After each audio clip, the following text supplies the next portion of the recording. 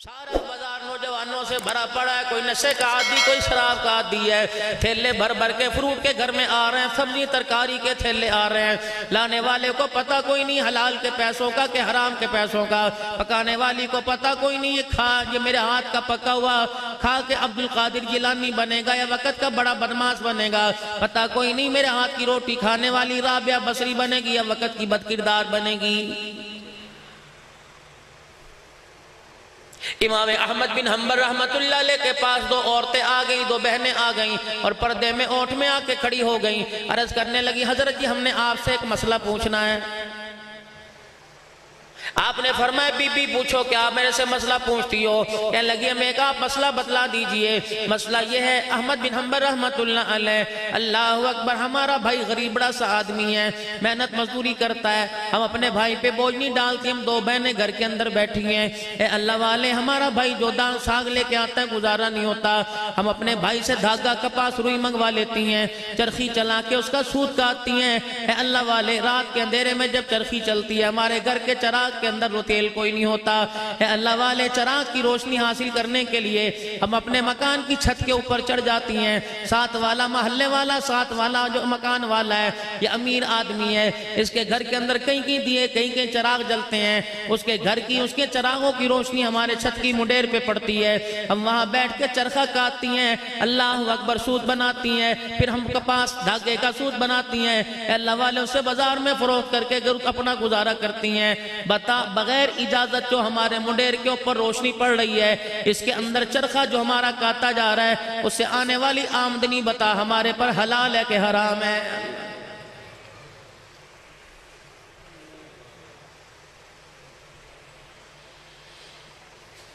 जो ये रोशनी दीवार पे पड़ रही है, इस रोशनी में मैं सुई में धागा डाल के कोई कपड़ा सीलूं, हलाल है कि हराम है? अहमद बिन हम्बल की चीख निकल गई, धाड़ मार के खड़े हो गए। अल्लाह वाली, मसला मैं तुम्हें बाद में बताऊंगा, पहले बताओ तुम्हारा भाई कौन है? अगर इतना, अल्लाह अकबर, इतनी बुजुर्गी वाली, इतनी तकवे वाली, इतनी पाकीज़गी, इतनी निफासत वाली, हलाल हलाल जानने वाली इतनी अजीम बहन है, तुम्हारा भाई कितना अजीम होगा। अल्लाह अकबर। रोके कहने लगी, तुझे क्या बताएं, हमारा भाई वक़्त का बिशर हाफी रहमतुल्लाह अलैह है। मैं दिसंबर के महीने में उनकी कब्र पे, बिशर हाफी रहमतुल्लाह अलैह की कब्र पे मेरे अजीज हाजिर हुआ। बगदाद शहर के अंदर, यकीन जानो इतना सुकून मिल रहा था हजरत की कब्र के पास, जैसे बेटा माँ की गोद के अंदर आ गया हो।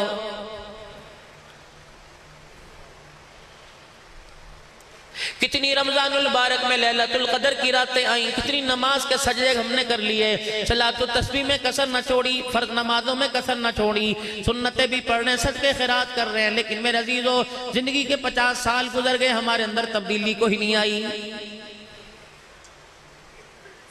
अगर 12 साल की उम्र में दाढ़ी कटी थी तो 70 साल हो गए, उसरा चल रहा है। ये तो मालिक कायनात की मेहरबानी मांगो।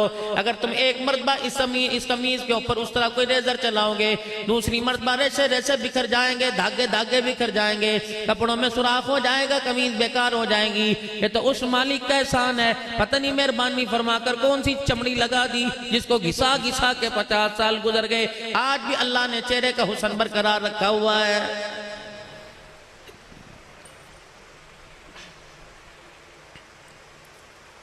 अभी आप में यहाँ बैठे हुए हैं, हमारा ताल्लुक अल्लाह के साथ बहुत ज्यादा जुड़ा हुआ है। इस वक्त रब रब आ रहा है, खशियत इलाही की वजह से दिल भी धड़क रहा है, आंख में आंसू आ रहा है। लेकिन मोहतरम मुकर्रम दोस्तों, बुजुर्गों, जब यहाँ से निकलेंगे 4 कदम के फासले पे खुदा भी भूल जाएगा, मुस्तफा भी भूल जाएगा।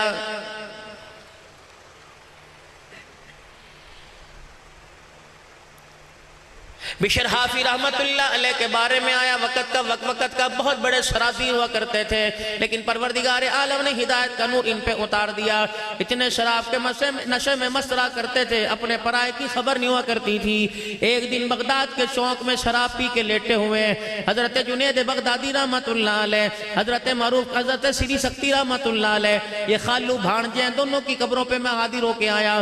दोनों की कब्रें इकट्ठी बनी हुई हैं। अल्लाह अकबर। इनके पीर हजरत मारूफ किरखी रहमतुल्लाह अलैह हैं, ये खालू और भांजा दौड़े दौड़े मारूफ किरखी रहमतुल्लाह अलैह के पास आए और कहने लगे हजरत जी खुदा का एक बंदा बगदाद के चौक में शराब पी के लेटा हुआ है, उसका ऐब दुनिया के ऊपर जाहिर हो रहा है, दुनिया उसके मुंह पर थू थू करके जा रही है। अल्लाह वालों अगर हुक्म करो तो टांगे बाहें तोड़ के आ जाए, अल्लाह वालों हुक्म करो तो उसके घर वालों को जाके कह के आ जाए। मारूफ किरखी रहमतुल्लाह अलैह का ताल्लुक अल्लाह के जात मजबूत था। आप फौरन उठे, फरमाया मेरा पानी का लोटा लेके आ जा, मेरा डंडा भी साथ लेके आ जा। हजरत श्री शक्ति रहमतुल्लाह अलैह कहने लगे अभी डंडा बरसेगा, पानी के लोटे से अल्लाह अकबर डंडे मार मार के अपने हाथ धोएंगे।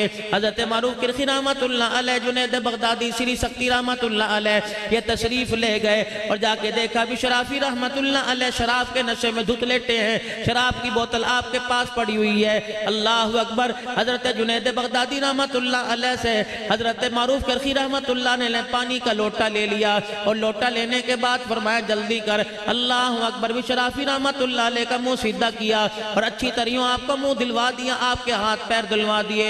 जहाँ आपके सर पे मट्टी लगी थी, चेहरे पे मट्टी लगी थी, हाथों से मल मल के धो दिया और शराब की बोतल उठा के फेंक दी। लोगों से कहने लगे ए लोगों, मैंने इसलिए इसका मुंह धो दिया कि बंदे का ऐब बंदों पे जाहिर ना हो जाए। अगर ये माफी मांग ले खुदा माफ कर देगा, लेकिन दुनिया से माफ को ही नहीं करेगी। इसलिए मैंने इसके ऐब को छुपा दिया।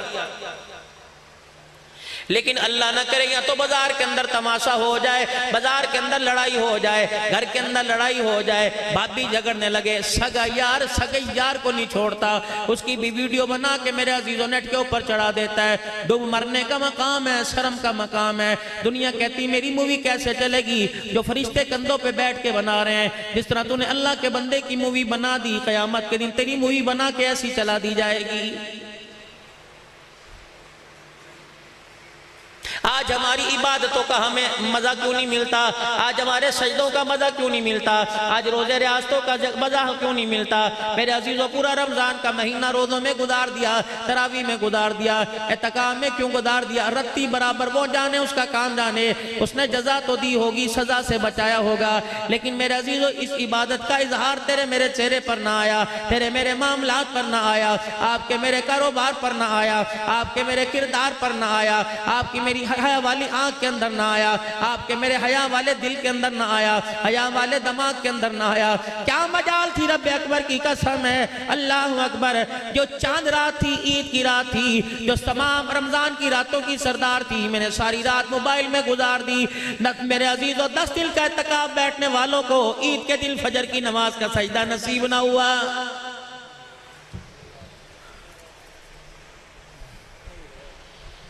मैं उस टेलर मास्टर को क्या कहूंगा? मैं कहूंगा अल्लाह से माफी मांग ले, जिसने पूरा रमजान का महीना जोड़े सी कर न अल्लाह के बंदों के लिए बनाए। उन जोड़ों को पहन कर लोग ईद की नमाज पढ़ के आए, हजारों जोड़े सीने वाले को ईद की नमाज नसीब को ही नहीं। चनियोट के लाखों नौजवानों को, लाखों बच्चियों को, हजारों बच्चियों को जूता पहनाने वाला कि ईद की नमाज पढ़ने के लिए पहन के जाएंगे, जूता पहनाने वाला सबको ईद की नमाज पढ़ने के लिए भेज रहा है, लेकिन उसकी दुकान में कोई ऐसा जूता नहीं जो उसके पैर में आए, उसे ईदगाह की तरफ ले जाए।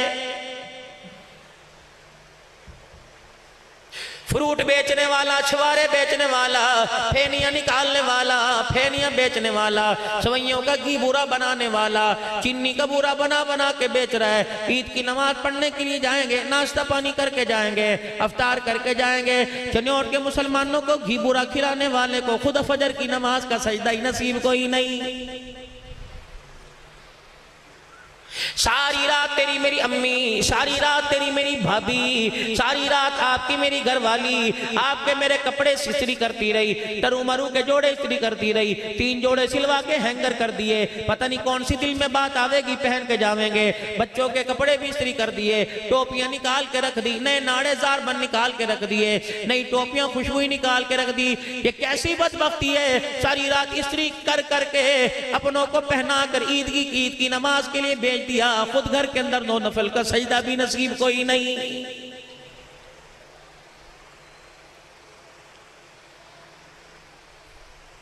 बिशर हाफी रहमतुल्लाह अलैह मेरे अजीजों शराब के नशे में धुत पड़ा हुआ है। हजरत मारूफ किरखी रहमतुल्लाह अलैह ने मुंह धो दिया, फरमाया ओ बगदाद के लोगों, मैंने इसके पास से शराब की बोतल इसलिए फेंक दी ताकि बंदों पर इसका ऐब ना जाहिर हो जाए। अल्लाह अकबर, दुनिया माफ नहीं करती, खुदा तो माफ कर देता है। हजरत मारूफ किरखी रहमतुल्लाह अलैह ने हजरत जुनैद बगदादी से अपनी लठ ले ली, अपनी सोटी ले ली, आगे आगे जा रहे हैं। जुनैद बगदादी हजरत श्री शक्ति रहमतुल्लाह अलैह जा रहे हैं। जब अपनी खानका के पास पहुंचे, मकान के पास पहुंचे, पीछे मुड़ के बिशराफी की तरफ देखा, दूर पड़ा हुआ था, आसमान की तरफ देख के रोने लगे कि या अल्लाह, जो मेरा काम था मैंने कर दिया, जो तेरा काम है तो कर दे, जो मेरे इख्तियार में था मैंने कर दिया। इलाही, मैंने पानी इसका मुंह धो दिया, तो रहमत वाले पानी से अल्लाह इसका दिल धो दे। अल्लाह अकबर। अभी घर ही जाके पहुंचे थे, सारी रात मेरे अजीजों दिल परेशानी में गुजर गया। पता नहीं बिशराफी ने तौबा की होगी कि नहीं की होगी, पता नहीं मेरी दुआ ने अर्श आसमानों को चीरा होगा कि नहीं चीरा होगा, मेरी दुआ कबूल हुई कि नहीं हुई। रात को बिस्तर पे आके लेटे, अभी आंख ही लगी, अल्लाह पाक की खाम में दारत हो गई। फरमाया ओ मारूफ किरखी, तूने मेरे बंदे का चेहरा धोया, मैंने रहमत वाले पानी से बंदे का दिल धो दिया है। अल्लाह अकबर। सुबह उठेगा बिशराफी, तुझे पहले जैसा नहीं मिलेगा, वक़्त का वली मिलेगा। नहीं यकीन आता जाके देख ले, मैं खाने में नहीं बैठा बल्कि मेरे घर में सजदे में लेटा हुआ है। हजरत मारूफ किरखी की आंख खुली, अल्लाह अल्लाह करते नंगे पैरी मस्जिद की तरफ दौड़े और देखा बिशर हाफी रहमतुल्लाह अलैह पहली सब में बैठे अल्लाह अल्लाह की दरबे लगा रहे हैं। हजरत मारूफ किरखी रहमतुल्लाह अलैह कहने लगे, ऐ बिशर, ये तब्दीली कहां से आई? हंस के कहने लगे, मेरे से क्या पूछते हैं, अभी तो सारा कुछ ख्वाब में देख के आ गया है।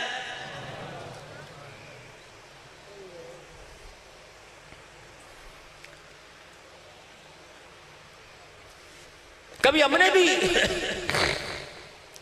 सफेद लिबास पहनना सुन्नत है, सुरमा लगाना सुन्नत है, बाल काटना कंघी करना सुन्नत है, टोपी पगड़ी पहनना सुन्नत है, दाढ़ी रखना सुन्नत है, सज्जे हाथ से खाना सुन्नत है, बर्तन में मिलके साथ खाना सुन्नत है, पानी 3 सांसों में पीना सुन्नत है। ये सारी चीजें जी सुन्नत हैं। 2 ग्रोह में लड़ने वालों में सुलह करवा देना, ये भी तो सुन्नत है।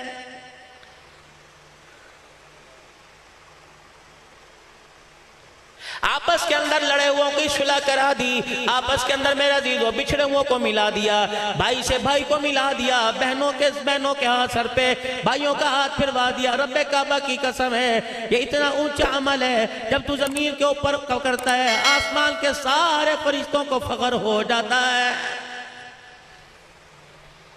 लेकिन यहां तो हमने फख्र किया अभी कुर्बानी पे। गए थे चनियोट की मंडी में जानवर लेने के लिए, हाथ नहीं रखने दिया है? कितने का बेड़ा जी? 10 लाख रुपए का। इसकी झालर चेक करो जी, इसकी कोहान चेक करो जी, 6-6 लाख रुपए का है जी। क्यों? मैं इसे रोजाना 10 किलो दूध पिलाता हूँ, पैया बादाम रोजाना इसे मैं खिलाता हूँ, मैं इसे मक्खन का बेड़ा खिलाता हूँ। मैंने कहा अच्छा, जानवर को का जी अजी जानवर के साथ जानवर ही बनना पड़ता है ना जी। देखना जी, मैंने 25-3 महीने पहले लिया था। अल्लाह अकबर, क्या मुझे बस थोड़ी सी मजदूरी दे दो? मौली साहब आप बताओ, आप हमारे अपने कितने के लेके जाओगे? मैंने कहा तू बता, का 6.5 मांग रहा हूँ, 6.25 दे दो। मैंने कहा क्यों? कहा ये 3 महीने के अंदर तो 50,000 का दूध ही पी के चला गया। मैंने कहा तेरी अम्मी घर के अंदर है का जी? मैंने कहा जिंदा है का जी? मैंने कहा अब्बा घर के अंदर है जी? मैंने कहा जिंदा है जी। मैंने कहा जानवर तेरे से बाद में लूंगा, पहले मुझे अपने घर के अंदर ले जा। मैं घर के अंदर गया, अम्मा अब्बा बुढ़ड़ी बुढ़ा कमरे में बैठे थे। मैंने कहा बच्चा जानवरों को दूध पिलाता है, कभी इसने तुम्हें भी दूध पिलाया? बादाम का घोटना गाय को खिलाता है, कभी इसने तुम्हें दूध पिलाया? कभी इसने तुम्हें बादाम की गिरियां छील छील के दी? कहते माँ बाप कहते हैं क्या बतलाएं, दूध तो दूर की बात है, बादाम तो दूर की बात है, ये तो रोटी भी मांगने से नहीं मिलती। रब्बे काबा की कसम है, ओए बदबख्ता, ओए ना समझा, जानवरों को दूध ना पिला, माँ बाप को दूध पिला, माँ बाप को बादाम खिला। ये ऐसा ऊंचा अमल है। जानवरों को दूध पिलावेगा, हिसाब लिया जाएगा। माँ बाप को दूध का घूंट पिलाएगा, क़यामत के दिन अल्लाह तुझे मुझे जन्नत के मशरूब पिलाएगा।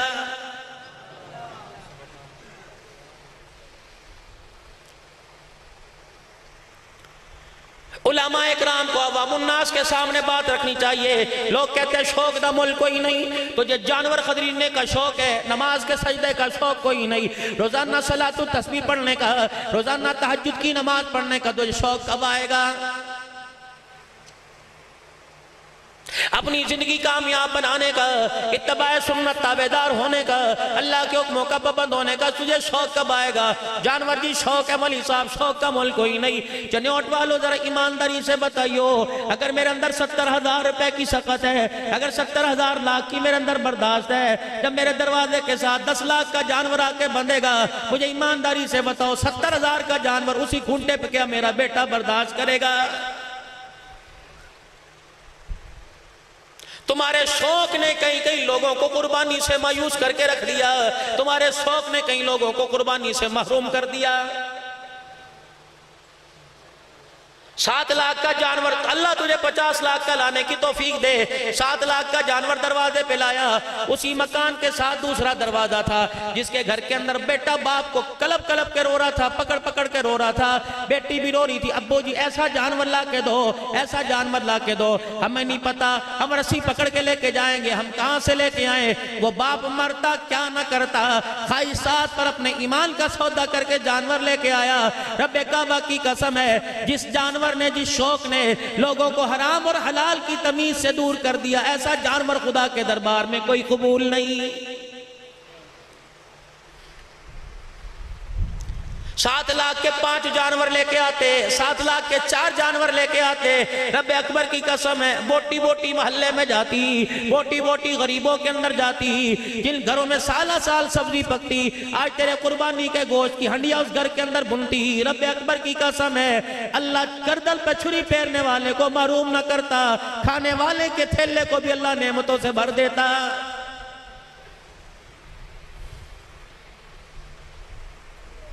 मदीने की गली है, रहमत कायनात सल्लल्लाहु ताला अलैहि वसल्लम गुजर रहे हैं, दरवाजा किसका आया? अबू सईद खुदरी रज़ियल्लाहु ताला अन्हु का दरवाजा आ गया। आपने यूं करके दरवाजा बजाया, दरवाजा बजाने के बाद अल्लाहु अकबर, अंदर से आवाज आई, कौन मेरे बुए पर आ गया? इस वक्त तो किसी के आने का वक्त नहीं। आपने फरमाया, अन्ना मुहम्मदुर रसूलुल्लाह, ओए लोगो, 2 जहानों का सरदार तेरे दरवाजे पर आया सल्लल्लाहु ताला अलैहि वसल्लम। जनाब अबू सईद खुदरी रज़ियल्लाहु ताला अन्हु ने फौरन दरवाजा खोला, कमली वाले बड़े अच्छे वक्त पर आए हो, आपका आना मेरे घर वालों के लिए, मेरे ईमान की तरक्की के लिए, मेरी दुनिया आखिरत की कामयाबी के लिए आपका आना मुबारक हो। कमली वाले आप तशरीफ ले आए। आपने फरमाया, अबू सईद खुदरी बता, तुझे चाव किस बात का चढ़ गया, तुझे शौक किस बात का चढ़ गया? अबू सईद खुदरी रज़ियल्लाहु ताला अन्हु आपको बावर्ची खाने की तरफ ले गए, जो चूल्हे पे हंडिया चढ़ी थी, ढकना खोल के दिखाया, बकरी का गोश्त भुन रहा था, पक रहा था, खड़मा खड़मा मसाला था। पर अर्ज करने लगे, कमली वाले मुझे पता है आपको भुना गोश्त पसंद है। आपने फरमाया, हाँ तभी तो कहूं कि तेरे मकान से हंडिया के भुनने की खुशबू क्यों आ रही थी? पता नहीं कितने दिन के भूखे होंगे, खाया पिया नहीं होगा। अल्लाह के नबी, भूख लगी कहां? कब बस गोश्त में कसर रहेगी, 5-4 मिनट में दस्तरखान लगता है। अबू सईद खुदरी रज़ियल्लाहु ताला अन्हु हंडिया बना रहे हैं, चमचा चला रहे हैं, इतने में मदनी करीम अलैहिस्सलाम आ गए, हाथ से चमचा पकड़ के सालन में फेरना शुरू कर दिया। जब भुना हुआ सालन तैयार हो गया, खुशबू की लपटें नाक की नथों को क्रॉस करने लगी। आपने फरमाया, अबू सईद खुदरी, तुझे तेरे मोहल्ले वालों का तो पता होगा, कई घर अमीरों के, कई घर गरीबों के, कितने यतीम तेरी गली में रहते हैं, कितनी बेवाएं तेरी गली में रहती हैं, कितने मिस्कीन तेरी गली में रहते हैं। अबू सईद खुदरी कहते हैं, मुझे हंडिया भूल गई, मुझे गोश्त भूल गया। मैंने कहा, कमली वाले सामने वाले दरवाजे से 4 दिन पहले जनाजा उठा, मरने वाला 3 यतीम बच्ची, एक बेवा को छोड़ के चला गया। पिछले दरवाजे से, साथ वाले दरवाजे से महीना पहले जनाजा फलाने साहबी का उठा था। इधर भी गरीब है, इधर भी गरीब।